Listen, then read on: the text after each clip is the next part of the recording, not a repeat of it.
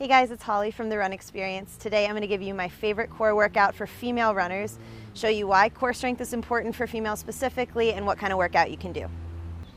Alright guys, before we get into this workout, I just want to go over a few reasons why core strength is so important, especially for runners. It doesn't really matter how many crunches you do, how many sit-ups you're doing every single night, if at the end of the day you're just going to be hunched over for 8 hours of your day every single time. Running well comes down to strengthening yourself in a good postural position, something that you can go to by default after having practiced it enough. So building that strength is very much about building into your lifestyle and not just about looking good in that bikini, although that is important too for most of us. So just being aware of that overall position and how you can apply it to your running, definitely number one.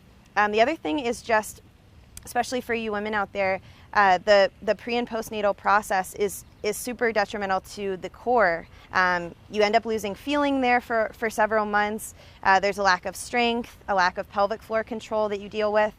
So being able to counteract that before going through the pregnancy and then being able to quickly come back to it afterwards is super important. So being able to regain that control, again, find that posture again, all that strength through the core is super important. And lastly, on that pelvic floor note, just being able to practice that strength and do things before you can't feel that for a while is important for drilling it in sooner. So going through all these things, this workout should definitely help you guys drill in that core strength. All right, guys, so the way this workout is going to work is it's going to be TABATA style the entire time. TABATA means working for 20 seconds, resting for 10, alternating through the movements. So we're going to do 3 sections of this workout. They're all going to be TABATA, but they're going to be different movements each time you move on to a section. This first one is going to entail hollow body holds with plank shoulder taps. I'm going to go through and show you guys that, and then we'll move into that next section. So the hollow body hold is very simple. It's literally holding one position. There's different ways to modify it based on your strength level, but you're going to be holding this for 20 seconds at a time. So in a perfect world, just the low back is going to be laying down on the ground. You're going to be in basically a V position with the shoulder blades off. I'm going to have my palms spaced into each other right by my ears right here. Have the legs extended out as low as you can control without the low back arching off. We don't want that. So keeping up in this position, you're going to hold for 20 seconds. If this is too hard, you can bring one leg in at a time at any point.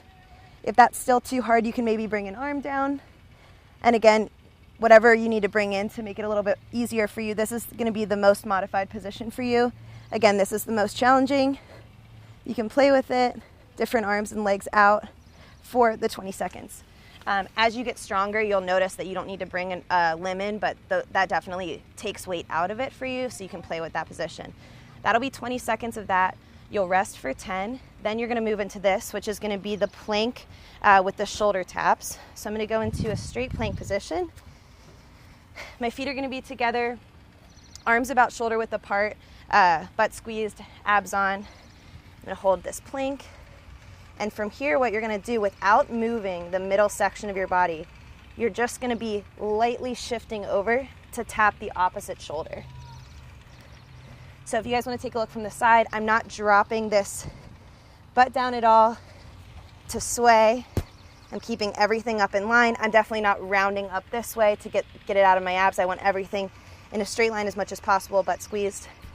As little lateral shift as possible. We don't want you twisting open. That kind of defeats the point.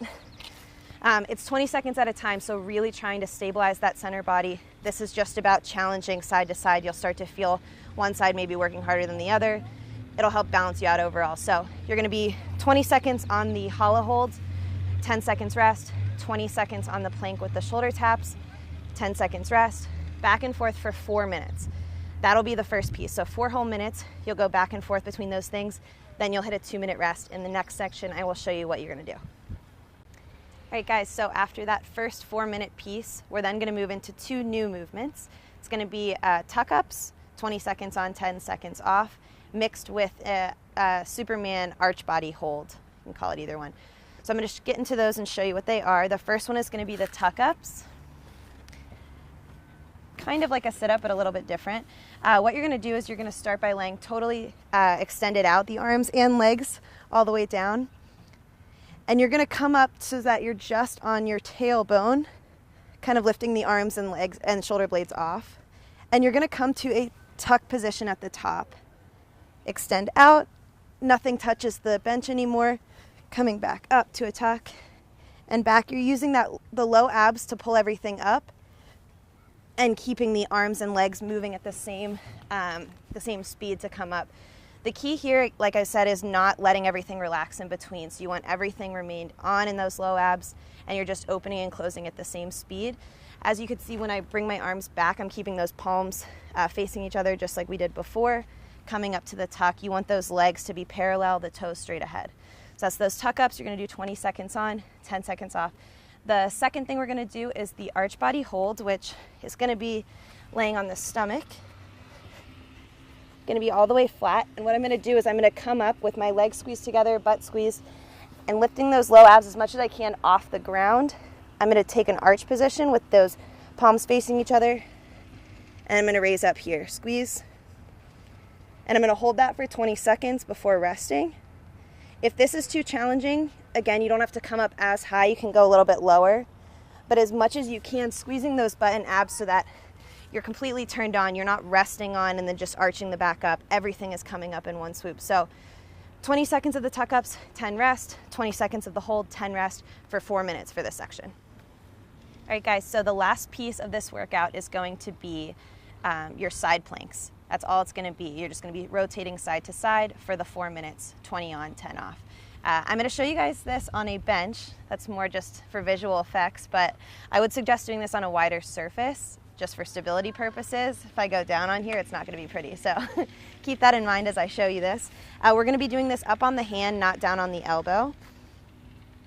The biggest thing before we start is that I'm gonna show you, I want you guys to have that palm straight down and twisting that elbow pit out. And what that does is stabilize the shoulder, keep everything square, just like how we would have you in an arm swing for running. So it's all gonna be applying to that. Have that palm down, twisting that elbow pit forward. Actually gonna do it back on this one.